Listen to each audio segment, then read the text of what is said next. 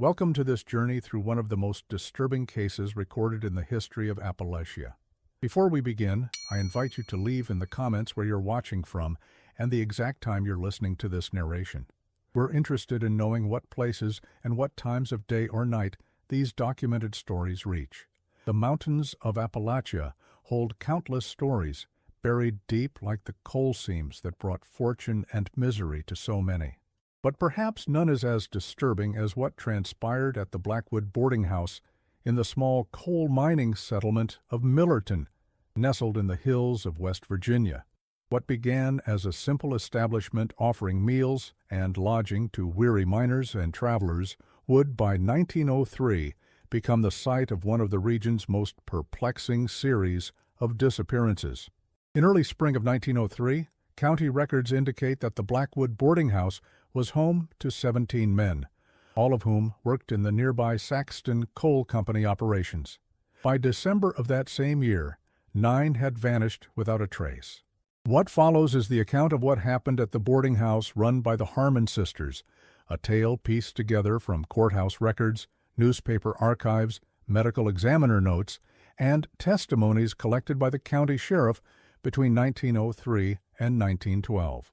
The Harmon sisters, Margaret, 38, and Edith, 35, had inherited the boarding house after their father's passing in 1901. They were not native to Millerton, having arrived with their father from Pennsylvania in 1887, when the coal boom first transformed this quiet valley into an industrial outpost. According to land deeds filed with the county clerk, Jerome Harmon purchased the property using funds from the sale of a failed lumber operation near Scranton. Local records indicate the family kept largely to themselves from the beginning, though Jerome had secured a respectable position as a bookkeeper for the Saxton Coal Company. The sisters had always lived a rather isolated existence, with few in town claiming to know them well.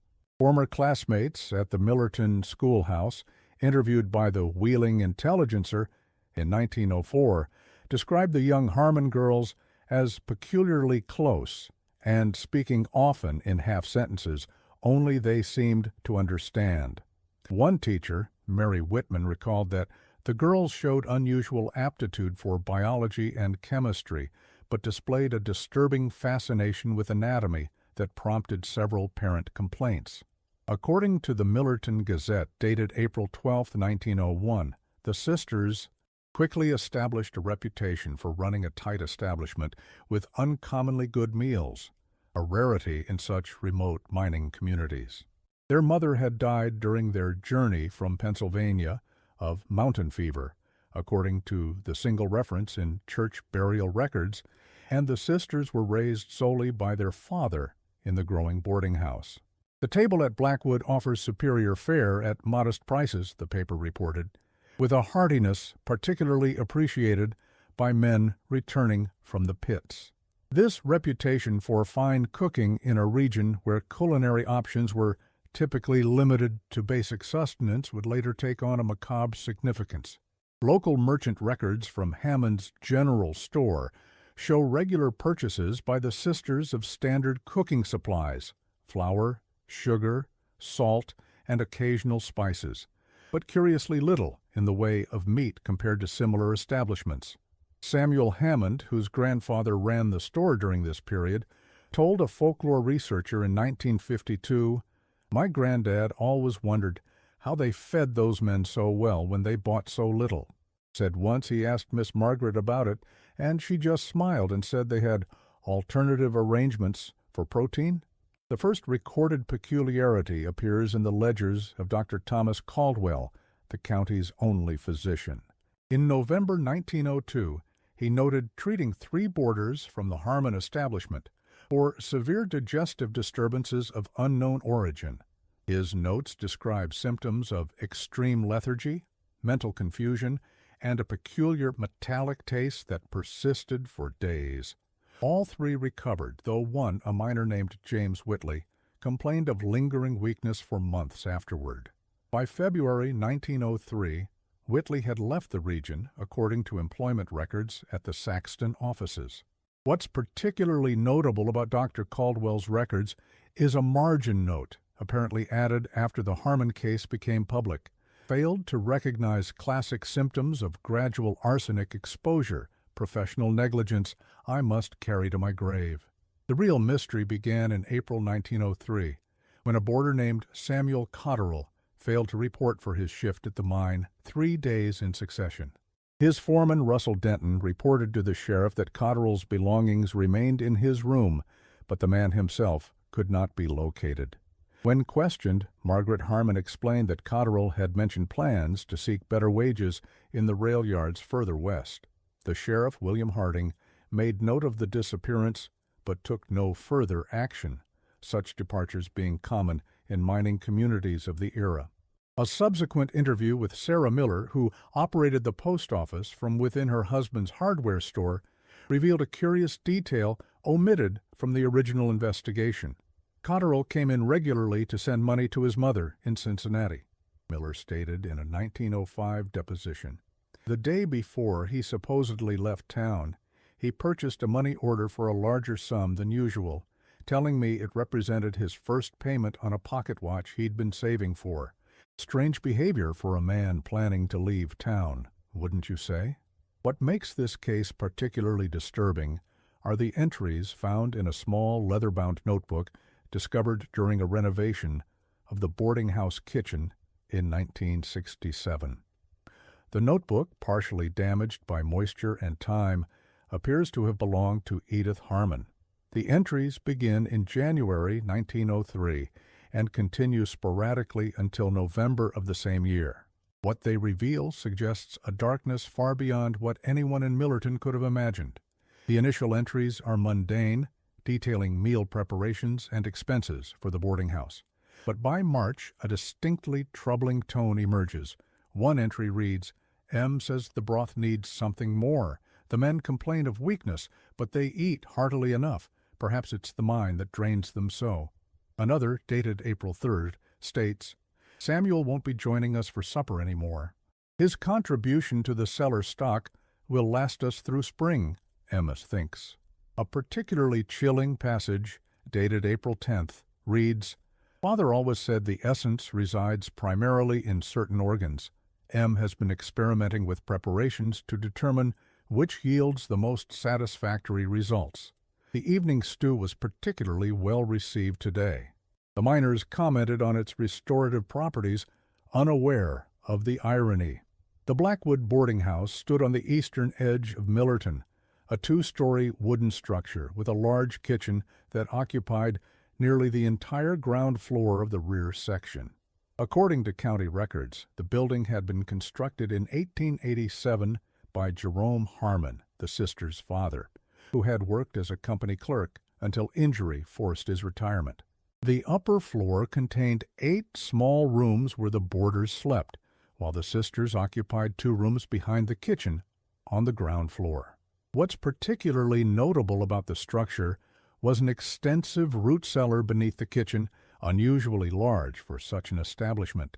Original building plans filed with the county clerk's office show dimensions nearly double what would be expected for standard food storage. A subsequent investigation would reveal that Jerome Harmon had expanded this cellar in 1896, ostensibly to store additional provisions for the increasing number of boarders. Construction supply receipts from the Millerton Lumber and Hardware Show purchases of an unusual amount of lime, typically used in that era for sanitizing and deodorizing spaces where food or other organic matter might decompose. Aerial photographs of Millerton, taken during a geological survey in 1910, show the former location of the boarding house in relation to other structures. Its positioning is notable for being slightly removed from the main cluster of company housing, with a small copse of trees providing visual screening from the nearest neighbors. This isolation, while not complete, would have afforded the sisters a degree of privacy, unusual in the typically dense arrangement of mining settlements. Descriptions from those who visited the boarding house uniformly mention the rich, distinctive aroma that perpetually filled the kitchen. Lillian Morse, who delivered milk to the establishment twice weekly, told the Millerton Gazette in 1912, "There was always a pot on that stove, winter and summer alike, Miss Margaret called it their perpetual stew, said it was a family secret how they kept it so flavorful. The men who boarded there swore it was the best eating they'd had since leaving their mothers' tables. Morse continued with a detail that took on sinister implications only in retrospect. What I found peculiar was how they'd never let me into the kitchen proper while they were preparing meals.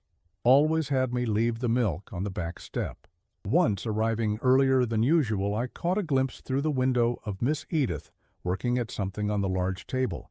The look she gave me when she realized I was there. I still shiver thinking about it. Cold as a winter mine shaft that look was. The sisters maintained a small but productive garden behind the house, growing typical vegetables of the region: potatoes, beans, turnips, and cabbages. They also kept a modest henhouse with a dozen chickens. What neighbors found curious, as noted in several statements to Sheriff Harding, was that despite this limited production, the Harmon kitchen never seemed to want for meat, even as other households in the mining settlement often struggled to afford it regularly. Butcher records from the period, preserved in the County Historical Archives, show no regular purchases by the Harmons commensurate with feeding 17 adult men. When questioned about this discrepancy in December 1903, Margaret Harmon claimed they supplemented their provisions with game hunted by the boarders themselves. This explanation was initially accepted, though subsequent investigation revealed none of the men possessed hunting rifles or had obtained the necessary permits. By summer of 1903, 3 more boarders had vanished from the Blackwood boarding house. Each disappearance followed a similar pattern: personal belongings left behind, no formal notice given to the mine foreman, and a plausible explanation offered by the Harmon sisters, usually involving sudden opportunities elsewhere or family emergencies that required immediate departure. The second disappearance involved a miner named Patrick Donnelly, who had arrived in Millerton just 2 months earlier.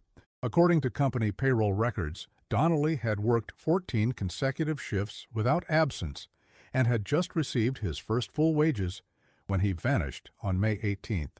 Margaret Harmon informed his work crew that he had received word of his father's illness in Maryland and had departed on the evening stage. Curiously, the stage operator, Joseph Chambers, had no record of Donnelly purchasing passage, though he admitted his record-keeping was not always meticulous with last-minute travelers. The third man to disappear, Robert Jenkins, was a more established resident who had boarded with the Harmons for nearly a year. A Welsh immigrant with no family in America, Jenkins worked as a powderman in the mine, responsible for setting the explosives that broke apart the coal seams. His disappearance on June 2nd prompted slightly more inquiry, as his specialized position was not easily filled. Margaret Harmon produced a note, supposedly written by Jenkins, stating his intention to seek similar work in the Kentucky coal fields, where wages were rumored to be higher. The note, preserved in the sheriff's files and examined by a handwriting expert in 1947, shows characteristics consistent with being written under duress. The expert's report states, the formation of certain letters and the excessive pressure applied to the paper suggest extreme tension in the writer. This document displays markers typically associated with forced composition rather than voluntary communication. Perhaps the most telling document from this period is a letter written by boarder Thomas Finnegan to his sister in Pittsburgh, dated June 17, 1903. The letter, which never reached its intended recipient but was found in a small box of unsent correspondence in Edith Harmon's room, expresses growing unease. There's something not right about this place, Mary. 3 men gone since spring, and the talk among those of us remaining doesn't sit well. Strange sounds from the kitchen at night. The sisters keep to themselves more and more. The food remains remarkably good, though there's a peculiar flavor I can't place. Several of us have had troubled sleep and strange dreams. Weldon says he's leaving next week, and I'm of a mind to join him. The letter continues with observations that take on a chilling quality in light of subsequent discoveries. Last night I woke to use the necessary and past the kitchen, on my way out back. It was near 3 in the morning, yet both sisters were awake, working at something on the large table. They had the window coverings drawn, but through a gap I could see they wore aprons dark, with what I took to be butchering stains. When I returned, I heard a sound from the cellar steps that I cannot describe adequately.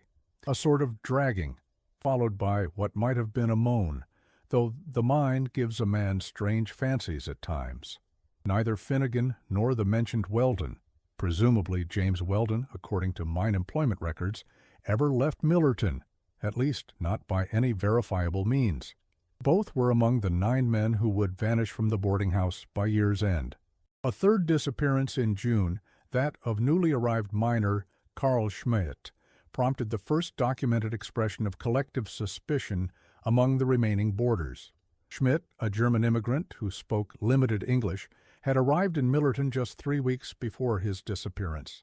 His few possessions included a small journal written in German, which was recovered from his room. When translated in 1904 as part of the investigation, it revealed that Schmidt had noticed unusual patterns in the boarding house. The American sisters watch us eat with strange intensity. The older one makes notes sometimes. They speak to each other in partial sentences, as if they share thoughts without words. The food makes me sleep deeply, but my dreams are troubled. I wake often feeling as if I have not rested at all. The local community, isolated and largely focused on the daily struggle of mining life, took little notice of these disappearances initially. When questioned years later, many residents claimed they assumed the missing men had simply moved on, as was common in such transient communities. The sisters' standing in the community, while not warm, was respectful. They attended Sunday services at the Millerton Methodist Church, made regular contributions to the collection plate, and kept to themselves otherwise. Reverend Silas Thornton, who served the Millerton Methodist congregation from 1899 to 1910, noted in his personal journal, archived in the West Virginia Historical Society collection, that the Harmon women present a curious case of devotion without warmth. They fulfill their Christian obligations meticulously, yet there is something in their manner that keeps others at a distance. Miss Margaret, in particular, has eyes that seem to look through rather than at those she addresses. A passage from later in Thornton's journal, dated August 1903, reads, "Had a most disturbing conversation with Miss Edith after service today. When I explained the symbolic rather than literal nature of the sacrament, she seemed disappointed and remarked that Father always taught us that we are what we consume. I find myself troubled by the exchange, though I cannot articulate precisely why." By late summer, 4 more boarders had vanished. William Casey, an Irish immigrant who had worked in the mines for 3 years. Frederick Mueller, another German who had arrived with Schmidt, but lasted several months longer.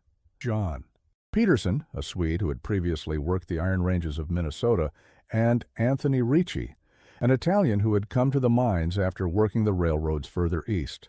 She inquired whether I believed that the consumption of bread and wine during communion literally transformed one's spirit through the taking in of divine essence.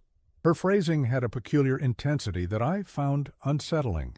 Each disappearance followed the established pattern. No formal departure, belongings left behind, and plausible explanations provided by the sisters. What's notable about this group is that all 4 had received their monthly wages within 3 days of vanishing. Payroll records indicate they had been paid on August 25th, and none reported for their shifts on August 29th. The sisters' explanation for this cluster of disappearances involved a labor recruiter who had supposedly visited the boarding house offering higher wages at a new operation in Ohio. This account was initially accepted, as such recruitment was not uncommon, though usually conducted more openly. No one in Millerton recalled seeing any such recruiter, but the isolated nature of the boarding house made this lack of corroboration unremarkable at the time. It wasn't until December 1903 that suspicions began to take more concrete form. According to sheriff's records, on December 11th, Michael Donovan, a boarder of 6 months' standing, failed to return to the boarding house after his shift. Unlike the others, Donovan had explicitly told fellow miners of his satisfaction with his lodgings and had no intentions of leaving. More significantly, he had just received his monthly wages and had spoken of sending money to his mother in Baltimore, as was his custom. Donovan's co-worker, Timothy Sullivan, provided testimony that on the day of his disappearance, Donovan had mentioned feeling unusually tired after meals for several days. "He told me he was having strange dreams too," Sullivan stated in his deposition. "Said he'd wake up feeling like he couldn't move properly, like his limbs were made of lead. I suggested he might be coming down with something, but he was convinced there was something in the food. Said he was going to speak with the sisters about it that evening." When Donovan remained missing for 3 days, his work partner, Edwin Gallagher, approached Sheriff Harding with his concerns. What distinguished Gallagher's report from previous inquiries was his mention of a specific observation. Late one night, returning from an illicit card game in the woods beyond the settlement, Gallagher had observed the Harmon sisters struggling with a heavy trunk, moving it from the boarding house to their small carriage shed behind the property. In his statement, Gallagher elaborated, "It was near midnight, and I was taking the path behind the properties to avoid being seen coming back so late. I saw light from a lantern by the Harmon's back door and slowed my approach. The sisters were wrestling with a large trunk, one I recognized as belonging to Michael. It took both of them to lift it, and they seemed to be struggling considerably with the weight. What struck me as particularly strange was that they were working in almost complete silence. No grunts of effort, no discussion of how to manage the awkward burden. Just focused, silent labor, as if they'd done this many times before." Sheriff Harding's subsequent interview with the sisters revealed nothing conclusive. They claimed the trunk contained winter bedding being moved to storage and expressed appropriate concern over Donovan's disappearance. Margaret Harmon suggested that perhaps he had met with an accident while walking the forest paths after dark, a not uncommon occurrence in the rugged terrain surrounding Millerton. The sheriff's report indicates that he conducted a cursory search of the boarding house premises, but found nothing suspicious. The trunk in question was located in the carriage shed, and when opened, did indeed contain quilts and blankets. What the report fails to mention, but was later revealed in Harding's personal notes, discovered after his death in 1921, was that the sheriff had observed what appeared to be dark stains on several of the blankets. He dismissed these at the time as likely mud or coal dust, omnipresent in a mining community. Harding's private notes suggest he harbored doubts even after this initial investigation. The Harmon women answered all questions readily, perhaps too readily. Their explanations align perfectly with the facts as presented, yet something in their manner suggests rehearsal rather than recollection. "I find myself thinking of my hunting dog when he points to game. There is something here, though I cannot yet see it."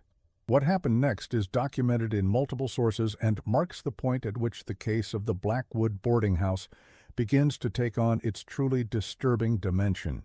On the night of December 14, 1903, the remaining boarders, 7 men in total, gathered in the room of Daniel O'Brien, the longest-tenured resident. According to a subsequent statement by O'Brien to the Millerton Gazette, published January 5, 1904, the men had been comparing notes on strange observations and growing suspicions. "There was a pattern none of us could ignore any longer," O'Brien stated, "men disappearing always after payday, strange noises from the kitchen at odd hours, the sisters becoming increasingly secretive, and there was the matter of the meat in our meals, always plentiful despite no visible deliveries or slaughtering." Gallagher's account of the trunk was the final piece that set us to action. In his more detailed deposition to the sheriff, O'Brien elaborated on the concerns that had been building among the men for months. Peterson had mentioned back in July that he'd woken in the night feeling strangely paralyzed, unable to move though fully conscious. We'd laughed it off then as a case of the old hag, that feeling of something sitting on your chest while you sleep. But after he disappeared, Ricci reported the same thing happening to him. Then he was gone too. O'Brien continued, "We'd all noticed how the sisters watched us during meals, particularly when we tried their special stew. Miss Edith would sometimes make notes afterward in a little book she kept. When Muller asked once what she was writing, she claimed that it was household accounts, but her manner was defensive. After Muller disappeared, we began to see a pattern. They seemed to observe us for a period, making their notes before men would vanish. The men agreed to conduct their own search of the premises while the sisters slept. Just after midnight, they descended to the kitchen, using only a single lantern to avoid detection. What they discovered in the expanded root cellar beneath would become the stuff of Appalachian legend for decades to come. O'Brien's account continues. The cellar had been divided into sections not shown on any house plans. Behind a false wall of preserved goods, we found a room containing what can only be described as a butchering station. There were knives, saws, hooks hanging from beams. All showed signs of regular use. But it was what we found in the farthest section, behind a heavy door secured with an iron bar, that confirmed our worst fears. The official sheriff's report, filed December 15, 1903, describes in clinical terms the discovery of human remains in various stages of processing. 3 complete bodies were identified, corresponding to recently missing boarders. Evidence suggested others had been there previously. The report notes a complex drainage system had been installed in the earthen floor, explaining the lack of detectable odors above. Deputy Sheriff Conrad Miller, who accompanied Sheriff Harding to the scene after being alerted by the boarders, provided additional details in his personal correspondence, preserved by his granddaughter and donated to the State Archives in 1959. In my 15 years of law enforcement, I have never witnessed anything approaching the methodical horror of that cellar. The space had been arranged with disturbing efficiency, a processing area with cutting implements, a drainage section where fluids could be collected, and a storage space where various parts were preserved in crocks of brine or hung from hooks to dry. The organization suggested not frenzied madness, but calculated routine practice. Miller's letter continues with a description that historians have found particularly significant. Most troubling was the evidence of selection and categorization. Various organs had been removed and preserved separately, labeled with dates and what appeared to be evaluative notes: mild, potent, unsuitable. A leather-bound journal on a small desk contained detailed records correlating specific boarders with various preparations and apparent effects. The final pages included plans for what the sisters termed the winter selection, a schedule listing 5 of the remaining boarders and proposed dates for their processing. Perhaps most chilling was the discovery of small glass jars containing what appeared to be preserved human organs, each meticulously labeled with dates. Sheriff Harding's report states, "The organization and systematic nature of the space suggests this operation had been in progress for a considerable time, certainly predating the disappearances noted this year." When confronted with the evidence, the Harmon sisters reportedly showed neither surprise nor remorse. According to the statement of Deputy Sheriff Conrad Miller, who was present at their arrest, Margaret Harmon's only comment was, "You can't possibly understand what it takes to keep men fed properly. Father taught us that a good meal is what separates us from the beasts." The irony isn't lost on me. A more extensive account of the arrest appears in Sheriff Harding's official report. Upon being shown the evidence of their activities, the Harmon women displayed a disturbing lack of appropriate response. Miss Margaret, the elder, maintained a composed demeanor and spoke of their actions as if discussing routine household management. When informed they would be charged with murder, she expressed surprise at the categorization, stating, "What we have done is transformation, not destruction. These men were common clay. Through our efforts, they have become vessels of nourishment for others. There is economy in this that transcends your limited understanding." The sisters were taken into custody and held in the county jail pending trial. What happened next represents one of the more peculiar aspects of the case. On the morning of December 26, 1903, Margaret and Edith Harmon were found dead in their cell. The official cause was listed as poison, though how they obtained it remains unexplained. Some speculated that they had kept poison sewn into their clothing for just such a contingency, while others suggested that someone connected to the victims might have ensured the sisters would not live to stand trial. The coroner's report, preserved in county records, notes that both women died from ingestion of a potent arsenical compound, one not commonly available to the public. Dr. Caldwell, who performed the examination, noted, "The poison appears to be of a specialized formulation, similar to compounds used in certain taxidermy preparations." The sisters exhibited none of the typical agonal presentations associated with arsenic poisoning, suggesting they may have built a tolerance through gradual exposure over time. This finding aligns with other evidence suggesting the sisters had been experimenting with various toxins, possibly as a means of incapacitating their victims before the final stage of their process. Several of the preserved organ samples found in the cellar showed traces of similar compounds, according to limited chemical analysis available at the time. The subsequent investigation of the Boardinghouse revealed further horrors. A thorough examination of the kitchen uncovered that the sisters' famed perpetual stew, a large pot kept constantly simmering on the back of the stove, had indeed been supplemented with human remains. Financial records discovered in Margaret's room suggested that the practice may have begun as a matter of economic necessity during the mining strike of 1897, when supplies to the remote community were severely limited. One ledger entry, dated September 1897, reads, "Father says waste is sinful, the Lord provides, though not always in ways the narrow-minded would understand." The first attempt was promising, though the process requires refinement. The men noticed no difference, and indeed, Buchanan commented, it was the most satisfying meal he'd had in weeks.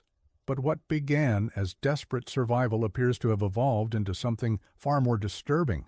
Edith's notebook entries from late 1903 suggest the sisters had developed elaborate beliefs about the properties imparted by consuming certain individuals. One entry reads, "M says we must be selective now. The loud ones make the dreams too vivid. Better to use the quiet men, the ones who read. Their thoughts enter the broth more gently." Another passage, dated October 1903, elaborates on this developing philosophy. "Father always taught that consumption is transformation. What we take in becomes us. M has observed that different men impart different qualities. The strong ones provide physical vigor to the stew, but their minds are often coarse, and the dreams afterward are disturbing. The thoughtful ones, though physically weaker, offer clarity and calm. We have begun categorizing systematically to determine optimal selections."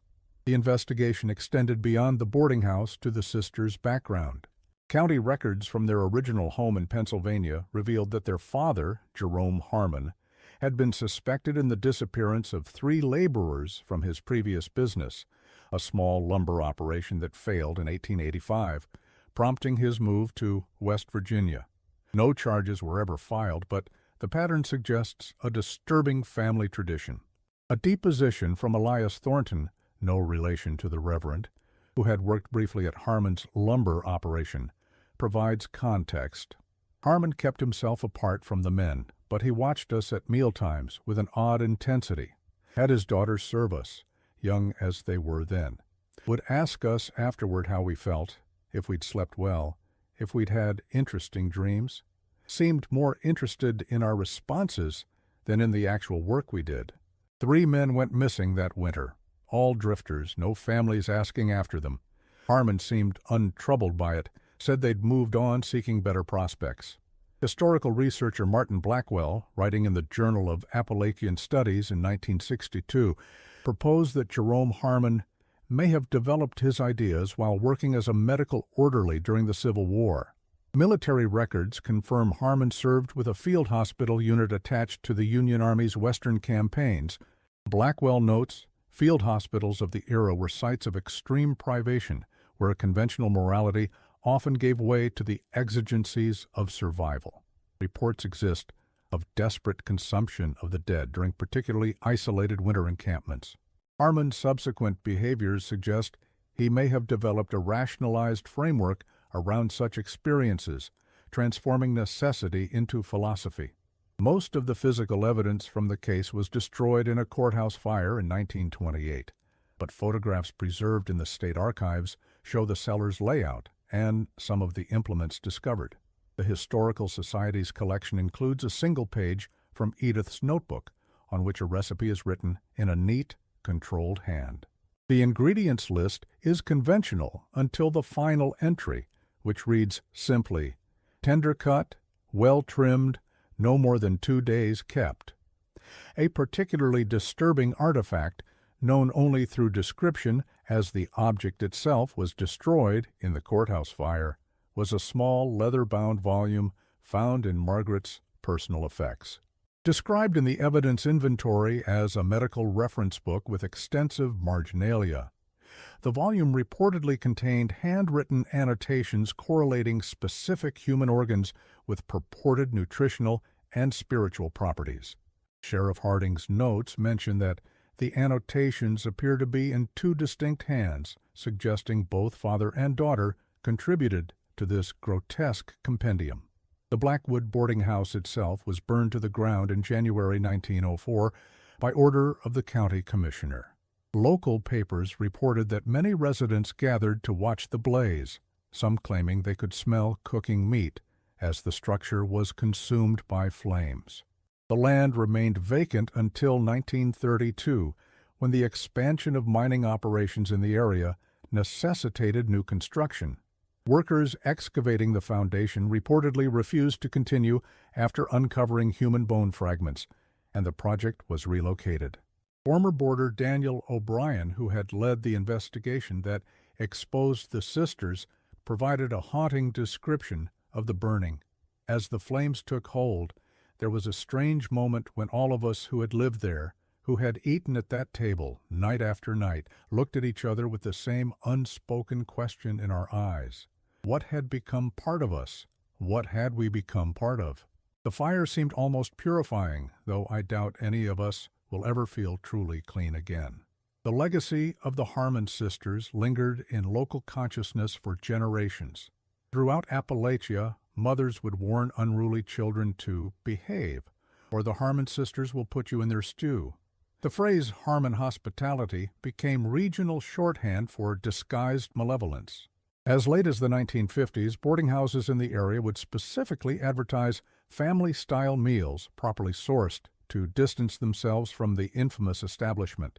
Folklorist Eliza Mannington, who collected oral histories throughout West Virginia in the 1940s, recorded numerous variations on the Harmon legend. In some tellings, the sisters could determine a man's character by the taste of his flesh. In others, they believed they absorbed the strength and knowledge of those they consumed. Mannington noted, "What's remarkable about the Harmon sisters' narrative is how it has evolved from historical crime to cautionary myth within a single generation. The sisters have become archetypal figures representing the danger lurking behind seemingly benevolent facades. What makes this case particularly notable, from a historical perspective, is how it illuminates the vulnerability of transient workers in isolated industrial communities of the early 20th century. The men who disappeared from the Blackwood boarding house were largely without local connections, single men who had come to the mines seeking work, their absences easily explained away and rarely investigated. Had it not been for the initiative of the remaining boarders, the Harmon sisters might have continued their activities indefinitely. Dr. Eleanor Whitfield, who studied the case as part of her 1962 dissertation on crime in Appalachian mining communities, notes, "The Harmon case represents a perfect storm of isolation, opportunity, and cultural concealment. In a community where daily life centered around extracting resources from the earth, where men regularly disappeared into the mines, never to emerge again, the sisters exploited an environment already accustomed to loss and disappearance." Whitfield's analysis continues. The economic structure of mining communities created perfect conditions for predation. Companies preferred single men without family attachments, as they were less likely to organize for better conditions or wages. These men lived on the margins of society, their disappearances rarely triggering systematic investigation. The Harmons recognized and exploited this systemic vulnerability, selecting victims whose absence would cause minimal disruption to the social fabric. Perhaps the most disturbing aspect of the case is how thoroughly it was subsequently suppressed in official records. By 1910, mentions of the Harmon sisters had largely disappeared from local newspapers. When the Millerton Historical Society compiled a town history in 1927, the Boardinghouse incident was reduced to a single paragraph describing it merely as a regrettable criminal matter involving food contamination. This institutional amnesia might explain why the case remains relatively unknown outside of Appalachian folklore. But in the hills and hollows of West Virginia, particularly around former mining communities, the story has persisted in oral tradition. Folklorist William Barrett, who recorded stories throughout the region in the 1950s, documented 7 distinct variants of the Harmon sisters' tale, each maintaining the central elements while adapting peripheral details to local geography. Barrett noted in his collection Appalachian Whispers, Oral Histories of the Coal Country, 1957. The persistence of the Harmon narrative speaks to its resonance with deeper cultural anxieties. The sisters represent a perversion of traditionally female nurturing roles, the providers of sustenance becoming the harvesters of life. In a region where hunger was a constant companion for many, the story touches on taboos around consumption and survival that strike at the heart of community fears. In 1968, during an expansion of the county historical archives, a sealed box of documents was discovered in the basement of the courthouse. Among these was a previously unknown deposition from Martha Kendrick, who had worked briefly as a housemaid at the Blackwood Boardinghouse in early 1903. Her statement, taken by Sheriff Harding but never filed officially, provides a unique perspective on the sisters' operation. Kendrick described observing Margaret Harmon adding what appeared to be a fine powder to individual boarders' evening meals. She was particular about it, Kendrick stated. Some got none, others a good measure. When I asked about it, she told me it was a special seasoning that helped working men sleep soundly. I left their employ after 3 weeks, as the place gave me a constant chill despite the kitchen's warmth. More significant was Kendrick's description of the sisters' behavior. They watched the men eat with an intensity I found unsettling. Miss Edith would sometimes make notes in a small book after supper, observing particular boarders with special attention. They spoke to each other in half-sentences, as if sharing thoughts without needing to complete them aloud. And always, that pot simmered on the stove. Kendrick's statement continues with an observation that investigators found particularly significant. One evening I was putting away linens in the pantry when I overheard them in the kitchen. Miss Margaret said something about the quiet one being ready, and Miss Edith replied that his dreams were showing the signs. They then noticed my presence and fell silent immediately. The next morning, one of the quieter boarders, a bookish man who rarely spoke at meals, was gone. The sisters said he'd received a letter calling him home, but I never saw any mail delivered to him. The incomplete nature of the historical record leaves many questions unanswered. How many victims were there in total? Records confirm 9 disappearances in 1903, but the physical evidence suggested a longer-running operation. Had Jerome Harmon indeed initiated his daughters into these practices, or had they developed them independently after his death? And perhaps most disturbingly, had anyone in the community suspected the truth before the final discovery? A partial answer to the last question may be found in the journal of Dr. Fr.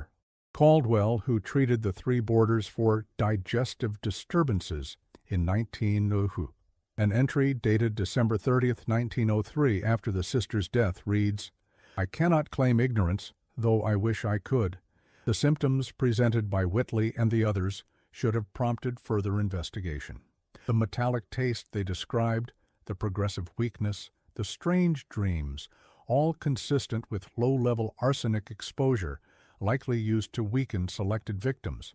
That I dismiss these as mining-related maladies represents a failure of my professional obligation. The burden of those who disappeared after my diagnosis will remain with me. This suggestion of gradual poisoning aligns with the methodical nature evident in the sisters' operation. Rather than sudden violence, they appear to have employed a process of selection, preparation, and harvesting, terms that recur in Edith's notebook fragments. There is evidence that they maintained their victims in a weakened state for days before the final step, perhaps explaining the strange dreams reported by multiple boarders. The process, as reconstructed by investigators, appears to have been remarkably systematic. Selected boarders would first be observed for temperament and suitability, with notes made on their habits and disposition. Those deemed appropriate would then receive graduated doses of a sedative substance, likely arsenic-based, in their individual portions. As the effects accumulated, the sisters would monitor the subjects' responses, particularly their dream states, which they seemed to believe indicated some form of spiritual readiness. Once the victim reached the desired state of debilitation, the final step would occur, presumably on a night when other boarders were unlikely to be disturbed. After paydays, when many miners would be absent carousing in town, or during stormy weather when unusual sounds might be masked. The evidence suggests the sisters worked together in the processing, with specific roles that had become ritualized over time. The psychological dimension of the case presents particular fascination. The sisters operated their boarding house in full public view, attending church, engaging in community commerce, and maintaining a facade of respectability while concealing extraordinary depravity. Their affect, as described by multiple sources, was neither manic nor obviously disturbed, but rather detached and precise. One theory, proposed by criminologist James Renfield in his 1954 analysis of historical murder cases, suggests that the sisters may have developed a shared delusional system, reinforced by their isolated upbringing and intensified after their father's death. The evidence points to a gradual evolution from practical cannibalism during times of scarcity to a ritualized practice invested with supernatural significance, Renfield writes. The careful selection of victims and preservation of specific organs suggests a belief system that transcended mere convenience or profit. This theory finds support in one of the few preserved fragments from Edith's notebook, dated September 1903. M says we must be more careful in our selections. The properties vary so greatly from one to another. Some bring clarity, others troubled sleep. The quiet, bookish ones offer the richest benefits. Their essence enters the broth differently. Psychiatric historian Dr. Marion Blackwood, writing in the American Journal of Criminal Psychology in 1970, proposed that the sisters exhibited characteristics of what would now be classified as shared psychotic disorder, intensified by their isolated upbringing and the loss of their domineering father. The Harmons appear to have developed an internally consistent belief system around consumption and transformation, Blackwood notes. What began as economic necessity evolved into a complex, ritualized practice with its own internal logic and justifications. The financial records recovered from the boarding house present another dimension to consider. The sisters maintained meticulous accounts, showing that they charged slightly below the regional average for room and board, despite offering superior meals. Their expenses for conventional foodstuffs were notably lower than comparable establishments. The economic advantage of their gruesome practice cannot be dismissed as a motivating factor, particularly given the precarious nature of businesses dependent on the boom and bust cycle of mining operations. An analysis of the boarding house's financial ledgers by economic historian Thomas Reynolds in 1965 revealed that the Harmons' profit margin was approximately 35% higher than comparable establishments in the region. While the psychological aspects of the case have understandably dominated subsequent analysis, Reynolds notes, we should not overlook the pragmatic economic benefits the sisters derived from their activities. Their alternative sourcing of primary ingredients represented a significant reduction in overhead costs, translating to substantially increased profits in an industry with typically narrow margins. Perhaps the most chilling aspect of the case is how effectively the sisters exploited the social invisibility of their victims. The men who disappeared were largely forgotten by the outside world, migrant workers with tenuous connections to family and community. In the rare instances where inquiries were made about missing boarders, the sisters produced letters, apparently written by the men before their disappearance, indicating plans to move on.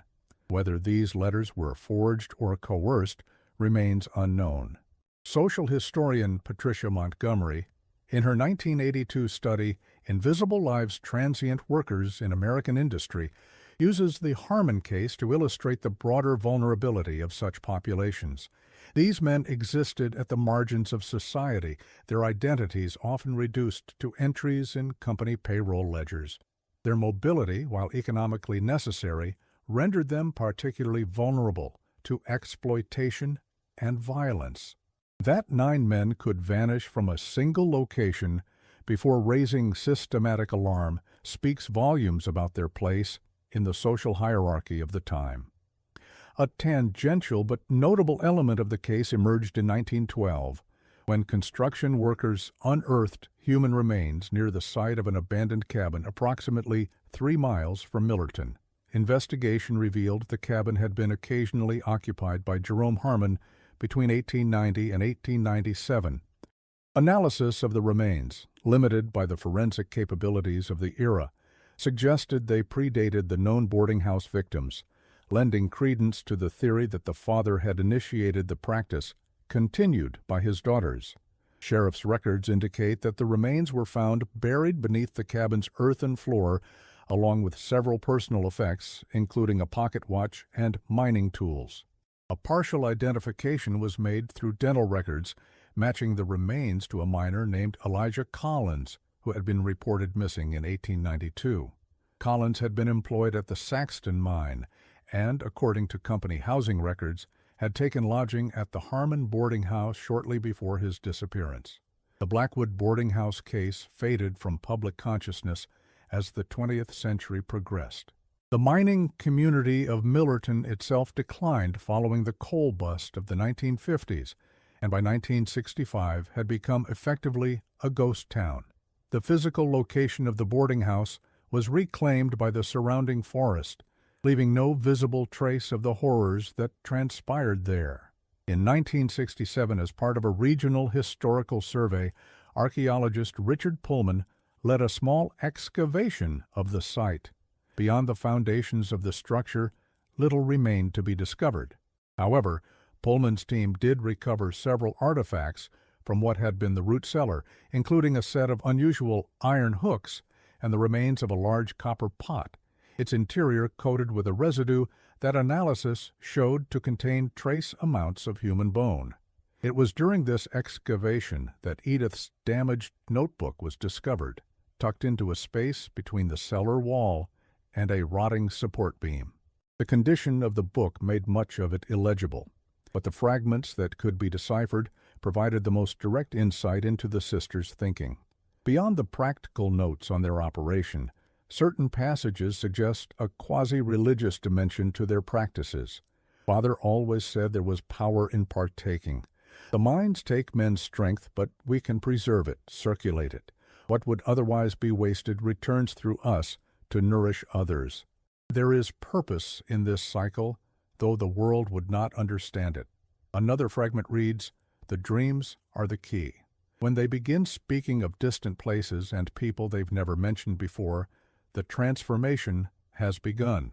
M says, this is the essence preparing to release. We must act quickly then, before it dissipates. The best results come from those who dream of childhood homes the night before. Pullman's report on the excavation, filed with the State Historical Society, concludes with a personal reflection.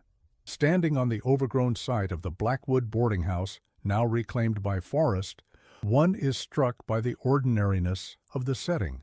Birds sing, leaves rustle, sunlight filters through the canopy, nature showing no recognition of the horrors once enacted here. Perhaps this is the most disturbing aspect of the case, that such extraordinary evil could exist within such ordinary surroundings, leaving so little trace of its passing. The last verifiable document related to the case is a letter dated March 1969 from historian Martin Blackwell to the State Historical Society, requesting access to the physical evidence recovered from the site. His request was denied on the grounds that the materials had been transferred to the State Medical Examiner's Office as part of an ongoing review of historical criminal cases. Subsequent inquiries by researchers have failed to locate these artifacts in any state repository, suggesting they may have been deliberately removed from public access. And so, the story of Appalachia's deadliest kitchen fades into the realm of regional folklore, a whispered warning of the darkness that can hide behind ordinary facades. The sisters' methodical depravity, cloaked in the routine operation of a boarding house kitchen, represents a uniquely American horror, one born of isolation, necessity, and the exploitation of society's margins. Today, nothing marks the site where the Blackwood boarding house once stood. The forests of West Virginia have reclaimed the clearing, erasing the physical evidence of what transpired there. But in the collective memory of Appalachia, the story of the Harmon sisters remains. A cautionary tale passed down through generations, a reminder that sometimes the most profound dangers lurk not in the darkness of the surrounding mountains, but in the warm, inviting light of a kitchen where the pot is always simmering and the meal is always ready. As Dr. Whitfield noted in the conclusion of her study, the true horror of the Harmon case lies not in its gruesome details, but in how easily it could have continued indefinitely. In a community where men regularly disappeared into the earth, a few more going missing raised few alarms. The sisters exploited not just their victims' bodies, but the social conditions that rendered those victims invisible in life as well as death. The last word on the case might appropriately belong to Daniel O'Brien, the boarder whose suspicions led to the final investigation. In an interview given to the Pittsburgh Post in 1905, he reflected, "I still dream of that kitchen sometimes. The warmth, the rich smells, the comfort it offered after long days in the cold dark of the mine. That's the part that haunts me most, how welcoming it was, how easily we all accepted what was offered without question. I haven't been able to eat stew since."